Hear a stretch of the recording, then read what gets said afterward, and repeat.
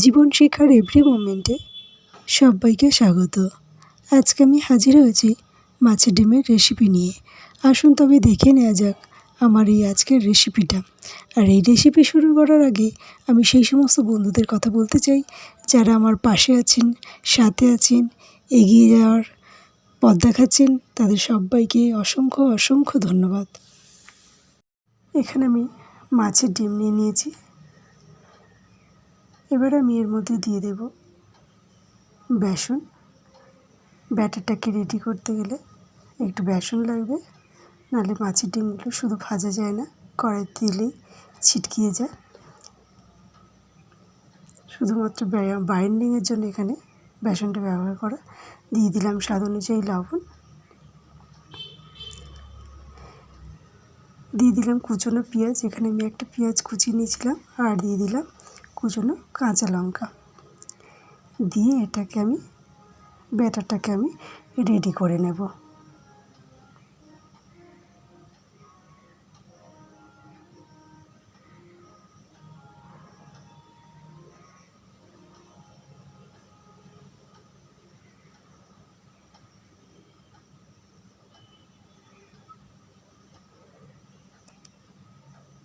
ব্যাটারটা একটু পাতলা হয়ে গেছে, এখানে আমি আরেকটু বেসন দিয়ে দেব, দিয়ে এটাকে রেডি করে নেব।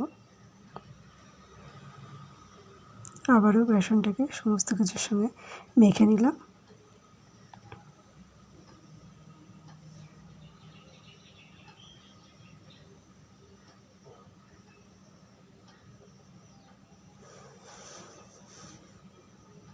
এবার এখানে আমি দিয়ে দেবো একটু হলুদ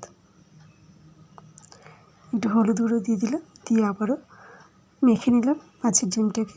দিয়ে দেবো একটু জিরে গুঁড়ো, দিয়ে আবারও ব্যাটারটাকে ভালো করে জিরে গুঁড়োর সঙ্গে মিশিয়ে দেব, দিয়ে রেডি করে নেব। ব্যাটারটা রেডি হয়ে গেছে। এবার এটাকে আমি একটা সাইডে সরিয়ে রাখবো। তেলটা গরম হতে বসিয়ে দিয়েছি। তেলটা গরম হয়ে যাওয়ার পরে আমি কড়ার গায়ে লাগিয়ে দিলাম, তাহলে বড়াগুলো একটার সঙ্গে আরেকটা লেগেও যাবে না, আর কড়ার গায়ে আটকেও যাবে না। এবার আমি বড়াগুলো একে একে ছেড়ে দেবো। একটা বড়া তেলের মধ্যে ছাড়ার পরে আরেকটু দেরি করে আরেকটা ছাড়ব, দিলে তাহলে একটার সঙ্গে আরেকটা লেগে যাবে না।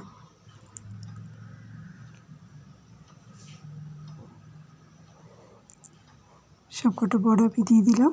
এবার একটু হতে দেব। বড়াগুলোর একটা সাইড হয়ে গেছে। এবার আমি বড়াগুলোকে একটা একটা করে উল্টে দেব, দিয়ে আরেকটা সাইডে ভাজা হতে দেব। আমার চ্যানেলে নতুন বন্ধু হয়ে থাকলে চ্যানেলটা সাবস্ক্রাইব করে নেওয়ার অনুরোধ রইল। পাশে থাকা বেল আইকনটাকে প্রেস করে অল করে রাখবেন, তাহলে আমার চ্যানেলে যখনই নতুন নতুন কোনো রেসিপি ছাড়বো সবার আগে আপনাদের কাছে পৌঁছে যাবে। দেখুন সবকটা বড়া আমার উল্টে দেওয়া হয়ে গেছে। দিয়ে এটাকে এই পিঠটাকেও ভাজা হতে দেব।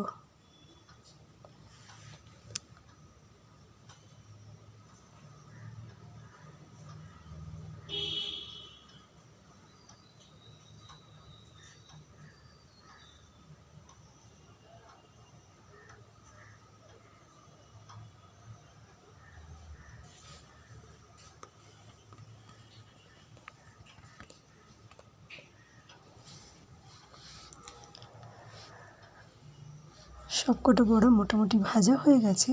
এবার আমি বড়াগুলোকে একে একে তুলে নেব।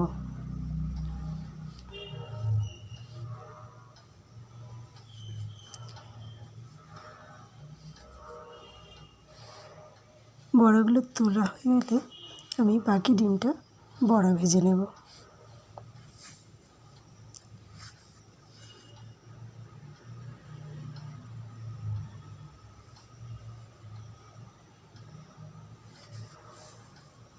সবকটা ডিম তুলে নিলাম। এবার আমি বাকি বড়াটা ভাজবো।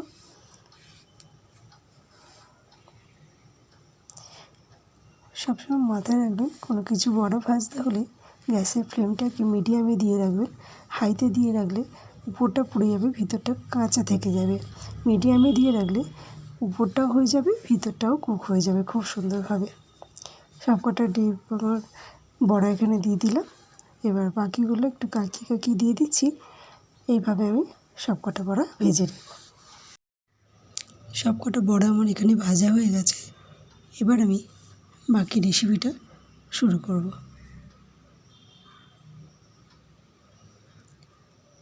কড়াইতে যে তেলটা আছে সেই তেলেই আমি রেসিপিটা করে নেব। এখানে তেলের মধ্যে আমি দিয়ে দেব আগে থেকে কেটে রাখা আলুগুলো। আলুগুলো আমি ছোটো ছোটো করে ডুমো ডুমো করে কেটে নিয়েছি, তেলের মধ্যে দিয়ে দিলাম।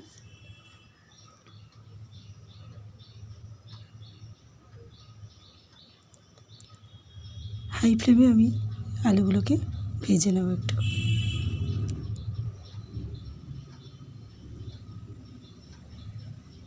এর মধ্যে আমি দিয়ে দেব সামান্য একটু লবণ।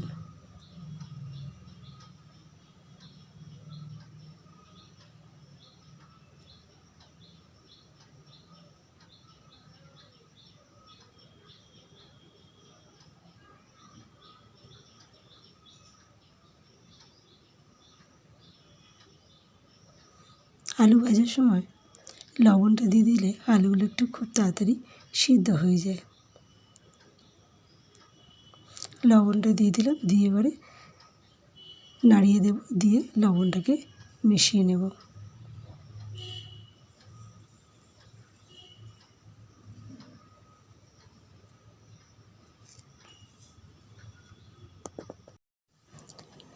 এখানে আমি আলুর মধ্যে দিয়ে দেবো সামান্য একটু হলুদ গুঁড়ো, দিয়ে আলুটাকে নাড়িয়ে চাড়িয়ে হলুদটাকে মিশিয়ে নেব, নিয়ে ভেজে নেব আবার।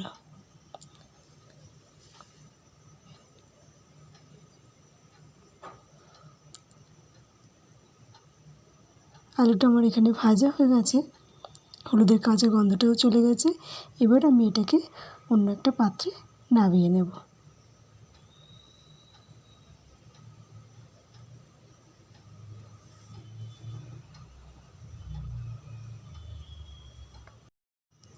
এবার আমি তেলের মধ্যে দিয়ে দেব কুচিয়ে রাখা পেঁয়াজ। এখানে আমি একটাই পেঁয়াজ ব্যবহার করেছি।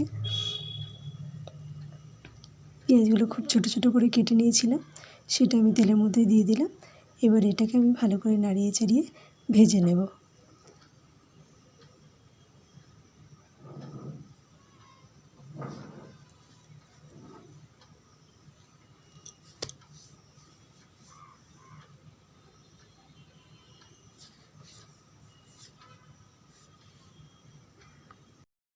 এবার আমি পেঁয়াজের মধ্যে দিয়ে দেব আগে থেকে কুচিয়ে রাখা আদার টুকরো।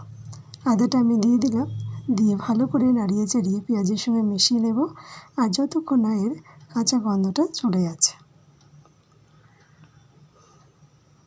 আদাটাকে আমি খুব ভালো করে নাড়িয়ে চাড়িয়ে ভেজে নিলাম। এবার এখানে অ্যাড করে দিলাম রসুনের টুকরোগুলো। রসুনটা আমি আগে থেকে কুচিয়ে রেখেছিলাম, সেটা দিয়ে দিলাম। এবার এটাকে ভালো করে পেঁয়াজ আর রসুন, আদা রসুনের সঙ্গে সমস্ত কিছু ভালো করে ভেজে নেব যতক্ষণ না কাঁচা গন্ধটা চলে যাচ্ছে।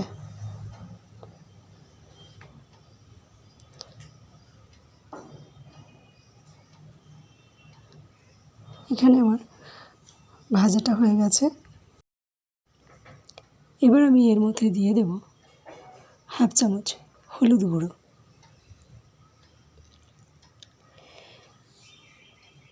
এবার সমস্ত কিছুর সঙ্গে ভালো করে হলুদটাকে মিশিয়ে দেব, দিয়ে মশলাটাকে কষিয়ে নেব।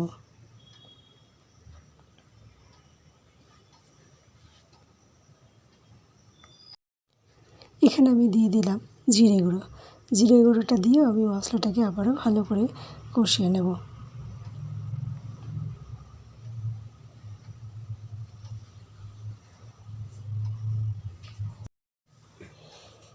এখানে আমি দিয়ে দিলাম ধনে গুঁড়ো। ধনে গুঁড়োটা দিয়েও আমি মশলাটাকে আবারও ভালো করে কষিয়ে নেব।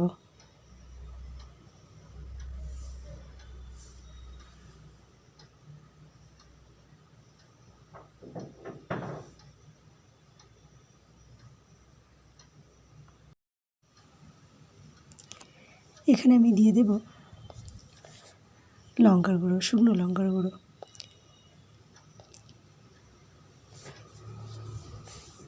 এখানে আমি লঙ্কার গুঁড়োটা দিয়ে দিলাম, দিয়ে মশলাটাকে আবারও কষিয়ে নেব।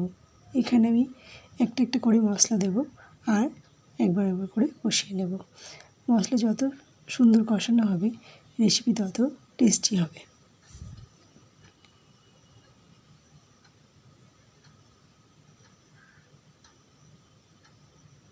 দেখুন সমস্ত মশলা কিন্তু একদম মেল্ট হয়ে গেছে।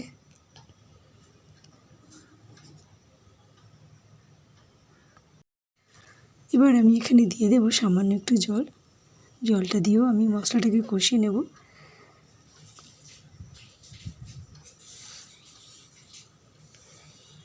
এখানে আমি একে একে মশলা দিয়েছি আর মশলাটাকে কষিয়েছি। এখানে দেখুন পেঁয়াজ, আদা, রসুন সমস্ত কিছু সুন্দরভাবে মেল্ট হয়ে গেছে। মশলাটাকে আমার খুব সুন্দর করে কষানো হয়ে গেছে।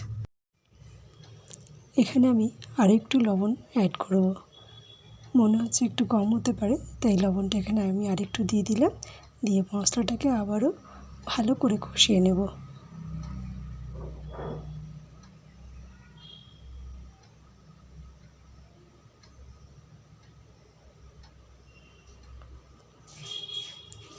দেখুন মশলাটা কিন্তু আমি খুব সুন্দর করে কষিয়ে নিয়েছি। আর এখানে কাশ্মীরি লঙ্কার গুঁড়ো কিন্তু আমি ব্যবহার করি না, তাতেই কিন্তু আমার রেসিপিগুলোর কালার কিন্তু সুন্দর হয়। আপনারা কতটা বুঝতে পারেন আমি জানি না, কিন্তু কালারগুলো হয় অপূর্ব। আগে থেকে ভেজে রাখা আলুগুলো আমি মশলার মধ্যে দিয়ে দিলাম, দিয়ে ভালো করে কষিয়ে নেব।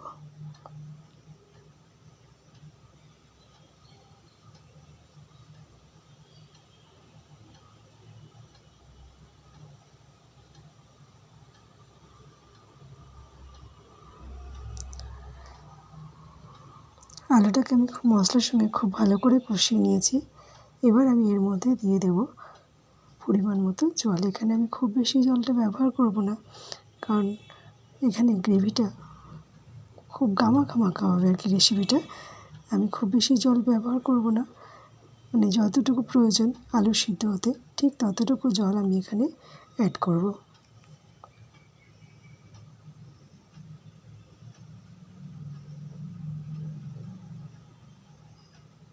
দেখুন আমি খুব বেশি জল এখানে আমি ব্যবহার করলাম না, জাস্ট আলুটা সিদ্ধ হওয়ার মতো।